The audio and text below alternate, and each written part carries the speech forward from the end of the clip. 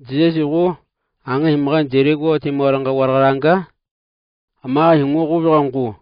hanna ga mange ge mbanga yaranga ga manminga igu maga yuga akaga ga pranga khata wiyaga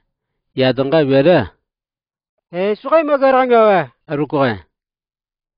ku kimangi Diyosi Nazaret katanga igu agwe priye arukuwi iwa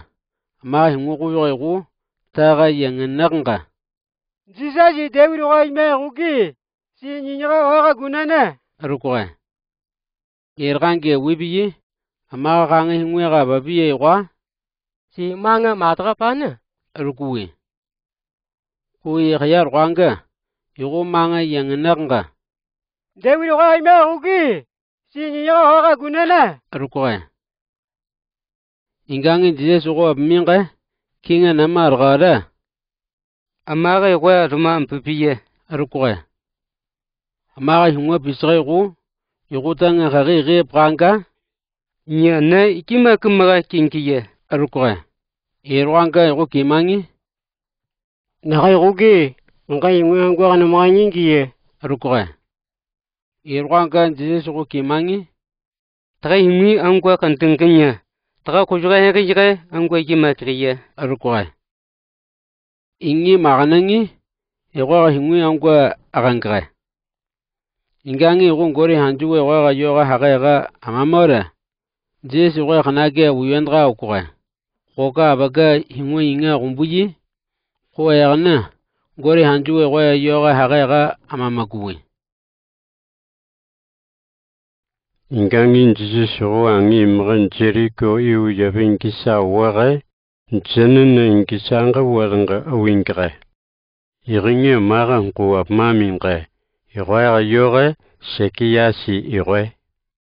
iru maran bromwata ayudange iroa mire mbra kwa batangre irun Jesus ire ngoruna danga wunyarangre koga baka kwa bane ranguinga amara wanga baya Jesus irengi ngwana marunguite ingwi ratnanga wire anaran Jesus ru padanga rangreu ye aga hageu abakekre ingangi Jesus ru shekia siru ye haga yudup meranga tangiri adimore ingwa haga yudu orunare irengi Sekia si ruki si magna kabu tangangi nisaga angi iup mamraga arukoy ingangi shekia siru magna kabare arwene de Jesus irengi iroya angandunga ruma akoy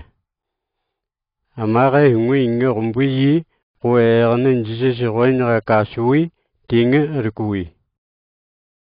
igo maga sugu kuyuga imakra iroya angandup meranga sungabuye iroa angandu amayirangi shekia siru pamarare nage guki katanyi nka narmarga yaganangi ngwago iwasami nko amaga narmarga maega igwa wimgana iranga narmarga hiji amaga yu kwanga dodum moradange ni ngwago ngi iwasawtuma anguma wimgana arukoy Jesus kimangi maga tukupga igu Abraham igwa jimega ga manar gwa tangi tangangi gori hansugu igu amaga angato pengwe kwangi angu aidi megiya amaga wa jimega ekra ku amaga ku aymagu ku igwa kajuga ida angu me idi metanga apukraga arukoy